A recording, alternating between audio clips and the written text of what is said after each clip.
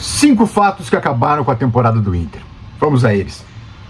Data FIFA, aproveitar aí essas reminiscências, essas lembranças aí, para tentar explicar como é que o Inter chegou a essa fase miserável de estar lutando pela sobrevivência nas últimas rodadas do Brasileirão e não consegue ganhar nem em casa, né? 2 empates muito ruins com o Atlético e com o Bahia. E agora vamos para o drama final nas últimas rodadas. Resta um mês para acabar o Brasileirão e vai ser um sofrimento. Vai ser um sofrimento porque quanto mais o Inter joga, parece que a coisa fica pior ainda. Então é hora de rememorar os 5 fatos que eu levantei aqui, que eu anotei, que na minha opinião levaram o Inter a esse fim de ano melancólico, esse fim de ano lamentável e a essa tristeza de Brasileirão que o Inter está fazendo.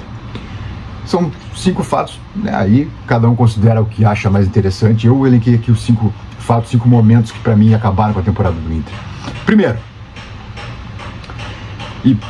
antes disso, elogiar a conquista do Gauchão, porque era necessário, tá? E o Gauchão não interferiu em nada na temporada, vamos combinar, porque era necessário ganhar o Gauchão, e o Gauchão acabou, né, Oliver?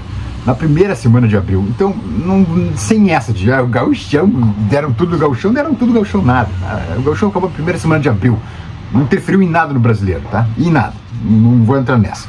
Então, elogiava a conquista do Gauchão, porque era necessário evitar o octa deles.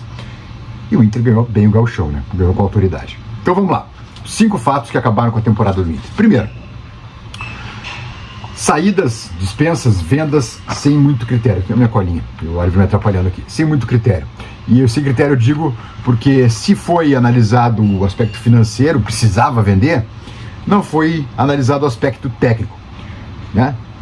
Praticamente desidratando o time com saídas importantes e com contratações que não fizeram nem cócegas em ninguém e não ajudam em nada também, e depois a gente vai nelas. Vamos lá, o Wanderson, né? O Wanderson hoje seria titular absoluto do Inter, titular absoluto. Sai ainda no meio do Gauchão, né? Ele nem chega a jogar as finais. O Wesley tava mal, pois é, mas hoje ainda seria titular absoluto do Inter, né? Vamos combinar. O Ramon, né? O Ramon, esse lateral esquerdo insuficiente aí que tá no Vitória, mas que hoje seria titular do Inter também, já que o Bernabé não consegue marcar ninguém. O Bernabé leva um banho de qualquer jogador e todo mundo sabe disso, que é só atacar o Inter pela esquerda que o Bernabé vai falhar.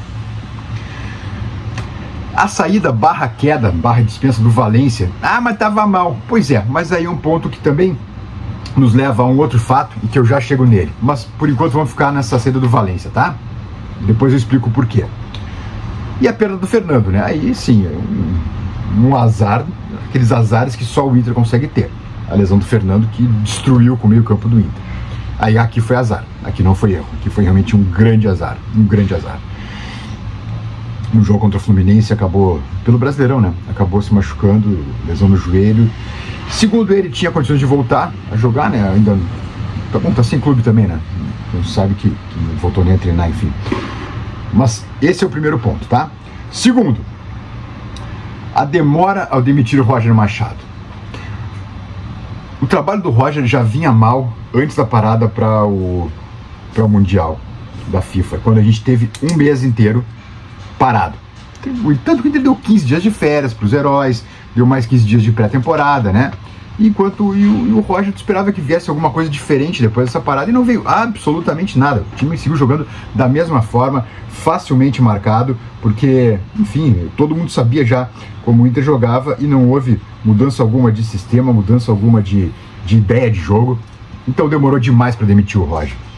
E aí acabou demitindo o Roger só quando as coisas realmente já tinham ido pro brejo, inclusive conseguindo perder um Grenal em casa, né? Terceiro, contratações equivocadas e muito equivocadas. E vamos lá, um time que não tem dinheiro, um clube que não tem dinheiro, que já tinha gastado os tubos contratando Borré, Valência e Alário, né? Duas temporadas atrás, estava pelado, um clube que está pelado e ainda contrata mal, contrata errado. Vamos lá, contratações equivocadas, tá? Óscar Romero, esse pra mim é o campeão. Esse aqui é o campeão.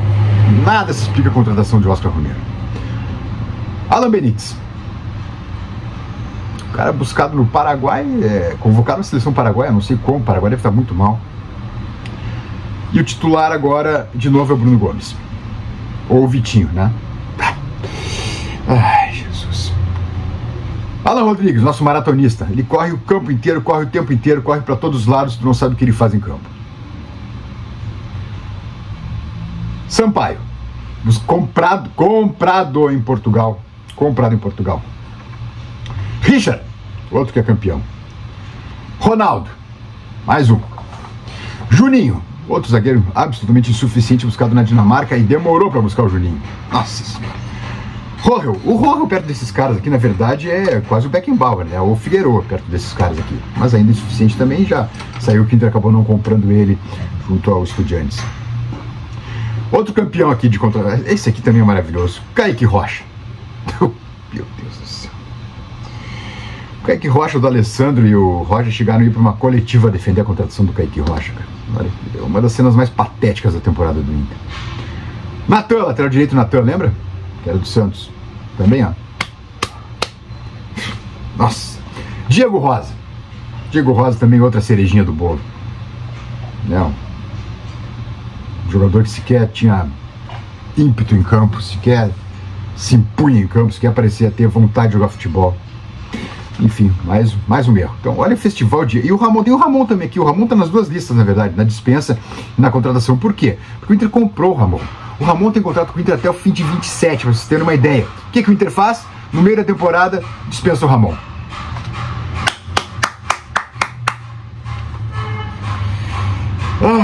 Olha, não é fácil.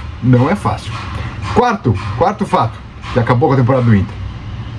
Uma gestão fraquíssima no futebol. D'Alessandro, Mazuco e Bisol não parecem ter ingerência alguma no vestiário. Tanto que o vestiário do Inter é...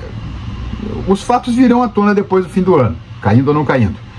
Mas é um vestiário que parece que não se dá, um vestiário que cobrou a dívida, né, que o Inter alegou, lá, segundo o Inter, segundo as fontes oficiais, o que ficou para trás foi fevereiro, que foi renegociado em mais de fevereiro, que depois, segundo o Inter, insisto, foi pago. Mas é um vestiário de beicinho, vamos combinar com o vestiário de beicinho, né? Uma gestão fraquíssima no futebol, que não consegue controlar o seu próprio vestiário, vamos combinar. A coletiva que a gente viu antes do Inter e Bahia, o mercado com cara de emburrado, o Alan Patrick também com uma cara de quem não queria estar ali naquela coletiva, meio que resume o que a gente está vendo aí, né? E informações que é um vestiário que tem jogadores que simplesmente não se dão. E aí o quinto e último fato que tomara, bater na madeira, tomara que não tenha sido um grande erro, a contratação dos Dias, né? Do Ramon e do Emiliano Dias para comandar o Inter. Os caras que parecem mais perdidos que não sei o que. Tanto é que eles mudam o esquema a cada jogo. Se o Roger não mudava nunca, esses aí mudam a cada jogo.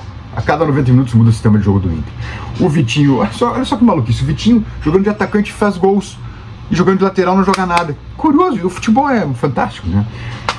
Então o Ramon e Emiliano Dias, para mim, uma das contratações mais equivocadas dos últimos anos do Inter. Aí se falando do Zubeldia, o Zubeldia tá muito melhor no Fluminense do que esses dois estão aqui. O Emiliano vai pra coletiva brabinho, né? Nervosinho, até infantil, né? Fica brabinho com perguntas. É a culpa é toda nossa, então, né? Tá, um troço infantil.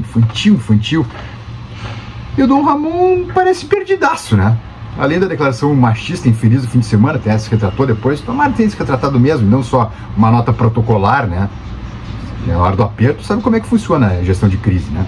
Mas enfim, a contratação dos Dias foi simplesmente um horror pro Inter. Tomara que eles possam ficar até o fim e tirar o Inter desse atoleiro. Porque, velho, se perde pro Ceará no dia 20 agora, quando voltar ao futebol lá em Fortaleza, esses caras vão cair. Pode ter certeza que eles vão cair. E aí é o desespero final, né? É o desespero final de um clube que, enfim, vai estar, sei lá, por obra divina para não ser rebaixado. Os Dias, então, para mim, são o quinto fato que demonstram que a temporada do Inter foi pro brejo, que está arruinada e que a única questão que sobra agora é sobreviver à Série A. Se manter na Série A, para ano que vem não ter que jogar com os Volta Redonda, os Ferroviárias, as Chapecoenses, se é que a Chapecoense é capaz de subir, os Criciúmas, né, os Vila Nova, os CRB, os CSA, os Sopa de Letrinhas. É brabo. 5 segundinhos, Marcelo Benfica, por gentileza a gente pede o reloginho na tela aí pro pessoal deixar o like no vídeo e também se inscrever no canal. Hoje tá longo o vídeo, eu sei, mas eu acho que era importante. Bora lá.